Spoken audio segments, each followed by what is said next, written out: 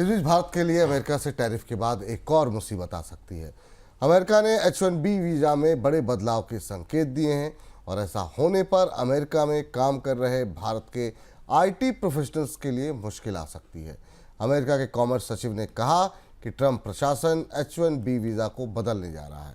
उन्होंने इस वीज़ा को एक स्कैम बताया है। इस वीज़ा का सबसे ज़्यादा लाभ भारतीय प्रोफेशनल ही उठाते हैं। सर, अब क्या प्रमुख बदलाव हो सकते हैं H-1 वीज़ा में? पहला सवाल तो आपसे यही होगा सर।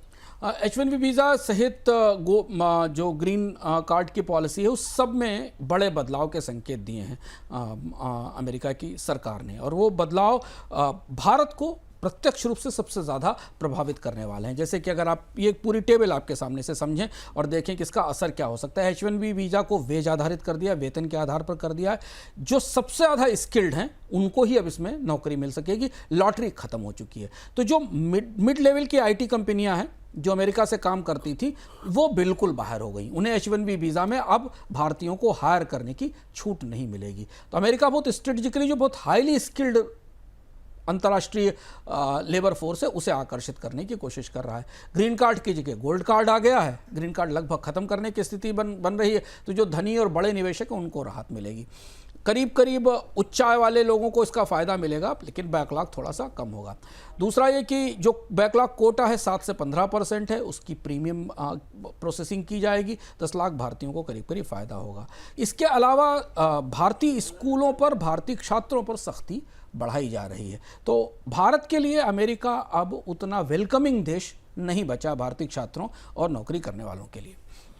चलिए, लेकिन भारत के ऊपर तो ये सख्ती है और चीन को लेकर के कह दिया कि उन्हें चीन के छात्रों की आवश्यकता है। इस बयान को किस तरीके से देखा जा सकता है? ये देखिए, डोनाल्ड ट्रंप की जो पूरी स्ट्रेटजी है वो बड़ी चौंकाने वाली है। और भारत के हाल फिलहाल के इतिहास में, पिछले 40-50 वर्षों के इतिहास में भारत की और अमेरिका के रिश्तों में ऐसा कभी नहीं हुआ कि भारत को चीन के साथ, चीन को उन्हीं कामों के लिए जिनके लिए भारत को सजा दी जा रही है उनके लिए चीन को पुरस्कार दिया जाए। डोनाल्ड ट्रंप ने ये कहा कि H-1B वीज़ा और ग्रीन कार्ड ये सब स्कैम इसे बंद करने जा रहे हैं, पर उन्होंने कहा कि अमेरिका को चीन के छात्रों की ज़रूरत है।